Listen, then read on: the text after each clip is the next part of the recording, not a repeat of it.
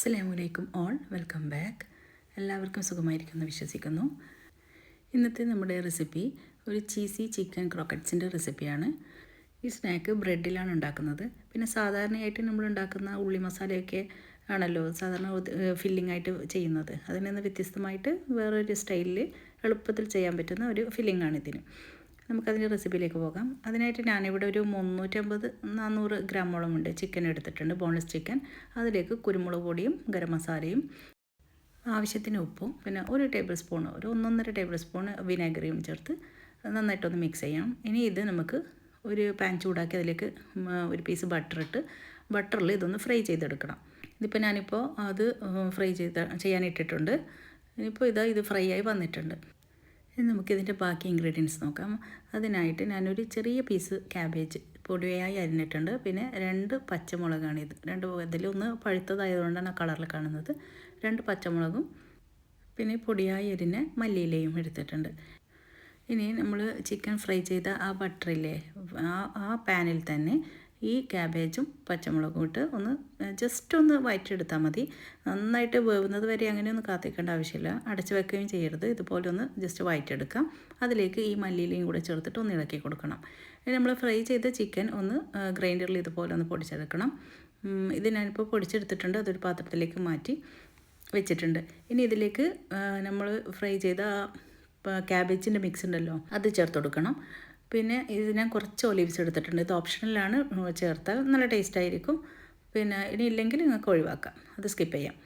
പിന്നെ എന്നിട്ട് ഇത് ചെറുതായിട്ട് കട്ട് ചെയ്ത് അതിലേക്ക് ചേർത്ത് കൊടുക്കാം. പിന്നെ വേണ്ടത് ഞാനിവിടെ 2 ടേബിൾ സ്പൂണ് ക്രീം ചീസ് എടുത്തിട്ടുണ്ട്. അതുപോലെ 1 ടേബിൾ സ്പൂൺ മയോണൈസും. ഇനി ഇതും ഇതിലേക്ക് ചേർത്ത് കൊടുക്കാം. ഇത്രയാണ് നമ്മുടെ ഫില്ലിങ്ങിന് വേണ്ടത്. ഇനി ഇത് നന്നായിട്ടൊന്ന് മിക്സ് ചെയ്ത് കൊടുക്കണം. നിങ്ങൾക്ക് എരിവ് വേണമെങ്കിൽ കുരുമുളക് പൊടി ഇതൊക്കെ ചേർത്ത് കൊടുക്കാം. അതുപോലെ ചില്ലി ഫ്ലേക്സ് ഒക്കെ വേണമെങ്കിൽ ചേർത്ത് കൊടുക്കാം. എനിക്കിത് കുട്ടികൾക്കായതുകൊണ്ട് അവർക്കങ്ങനെ എരിവുള്ളത് വേണ്ടാത്തതുകൊണ്ടാണ് ഞാനിങ്ങനെ ചെയ്തെടുത്തത്. ഇനി നമുക്ക് വേണ്ടത് ബ്രെഡാണ്. ബ്രെഡ് ഇതുപോലെ എടുത്ത് ഇതിൻ്റെ 4 സൈഡും കട്ട് ചെയ്ത് മാറ്റണം. അത് നമുക്ക് ബ്രെഡ് ക്രംസ് ഉണ്ടാക്കാനായിട്ട് യൂസ് ചെയ്യാം. ഇങ്ങനെ കട്ട് ചെയ്തെടുത്തതിന് ശേഷം പിന്നെ ചെയ്യേണ്ടതെന്ന് വെച്ചാൽ നമുക്ക് ഈ ഓരോ ബ്രെഡും എടുത്ത് നമ്മൾ സാധാ വെള്ളത്തിലില്ലേ, നോർമൽ വെള്ളത്തിൽ മുക്കി ഇത് കൈവച്ച് നന്നായിട്ട് ഇതുപോലെ പ്രസ് ചെയ്തെടുക്കണം. അപ്പോൾ ഇതിങ്ങനെ ഒരു സോഫ്റ്റ് ആയിട്ടുള്ള ഷീറ്റായിട്ട് കിട്ടും. അതിലേക്ക് നമ്മൾ ഫില്ലിംഗ് എടുത്ത് വെച്ച് കൊടുത്ത് നമ്മൾ ഉന്നക്കായൊക്കെ ഷേപ്പാക്കുന്നത് പോലെ ഇതുപോലെ ഇങ്ങനെ ഒന്ന് ഉരുട്ടിയെടുക്കണം. ഇങ്ങനെ ബാക്കിയുള്ള എല്ലാ ബ്രെഡും ഇതുപോലെ കട്ട് ചെയ്ത് ഇങ്ങനെ വെള്ളത്തിൽ മുക്കി ചെയ്ത് കൊടുക്കാം. ഈ സമയത്ത് ഇതിന് കറക്റ്റ് അങ്ങനെ ഷേപ്പും കാര്യങ്ങളൊന്നും വരില്ല, ഇങ്ങനെ തന്നെ ഉണ്ടാവുക.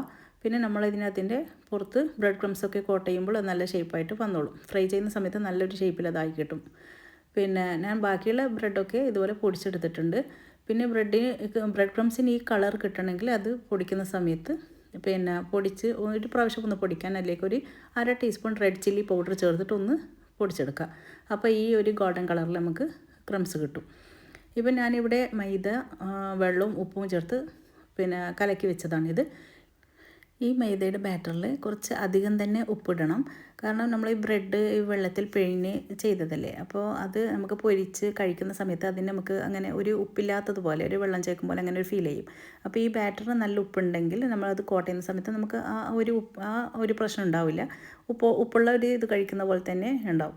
ഇതുപോലെ ഇതന്നെ ഈ വീഡിയോയിൽ കാണുന്നത് പോലെ തന്നെ നിങ്ങളിതുപോലെ പിന്നെ ഈ മൈദയുടെ ബാറ്ററിൽ മുക്കി ബ്രെഡ് ക്രംസിൽ ഇതുപോലെ ഒന്ന് കോട്ട് ചെയ്തെടുത്ത് നല്ലൊരു ഷേപ്പാക്കി എടുക്കാം. അതുകൊണ്ട് ചെയ്യുമ്പോൾ നമുക്കിത് പെട്ടെന്ന് ഉണ്ടാക്കാൻ പറ്റും. അപ്പോൾ ഇങ്ങനെ എടുത്തതിന് ശേഷം പിന്നെ ഇത് നമ്മൾ തിളച്ച എണ്ണയിലിട്ട് പൊരിച്ചെടുക്കുകയാണ് ചെയ്യുക. ഇപ്പോൾ ഞാൻ ഇതും ചെയ്തെടുത്തിട്ടുണ്ട്. ഇനി നമുക്കിതൊന്ന് ഫ്രൈ ചെയ്തെടുക്കണം. തിളച്ച എണ്ണയിലേക്ക് ഇത് ജസ്റ്റ് ഇട്ടിട്ട് ഒന്ന് എടുത്താൽ മതി. കാരണം ഇത് കൂടുതൽ വേവാനൊന്നും ഇല്ല, അങ്ങനെ വേവാനൊന്നുമില്ലല്ലോ. അപ്പോൾ പിന്നെ ഇതുപോലെ ഒന്ന് തിളച്ച എണ്ണയിലിട്ടെടുക്കുമ്പോൾ പെട്ടെന്ന് തന്നെ അത് ബ്രൗൺ കളറായി വരും. ഒന്ന് തിരിച്ചും മറിച്ചിട്ട് അതിൻ്റെ എല്ലാ സൈഡും ഒരുപോലെ നല്ല ഗോൾഡൻ കളറാക്കിയിട്ട് അങ്ങനെ ഫ്രൈ ചെയ്തെടുക്കണം. ഞാനിപ്പോൾ എല്ലാം ഫ്രൈ ചെയ്തെടുത്തിട്ടുണ്ട്. ഇതിപ്പോൾ നല്ല ക്രിസ്പി ആയിട്ടുള്ള നല്ല അടിപൊളി ചീസി ചിക്കൻ ക്രോക്കറ്റ്സാണ്. നമ്മുടെ കുട്ടികൾക്ക് എന്തായാലും ഇഷ്ടപ്പെടുന്ന ഒരു സ്നാക്സാണിത്. നമുക്ക് സ്കൂൾ വിട്ട് വരുമ്പോഴേക്ക് തന്നെ കുട്ടികൾ എന്തെങ്കിലും പ്രതീക്ഷിച്ചിട്ടായിരിക്കും ഓടി വരുന്നത് തന്നെ. എന്തെങ്കിലും സ്പെഷ്യൽ ഉണ്ടാകുമെന്ന് വിചാരിച്ച് ഞാനിപ്പോൾ അതിൽ നിന്ന് ഒന്നെടുത്ത് ചൂടോടെ തന്നെ പൊട്ടിച്ച് നോക്കിയാണ്. നല്ല ടേസ്റ്റ് ആയിട്ടുള്ള ക്രോക്കറ്റ്സാണിത്. നിങ്ങൾ എന്തായാലും ട്രൈ ചെയ്ത് ഫീഡ്ബാക്ക് അറിയിക്കണം. ഇൻഷാ അല്ലാഹ് പുതിയൊരു വീഡിയോയുമായി വീണ്ടും വരാം. അസ്സലാമു അലൈക്കും.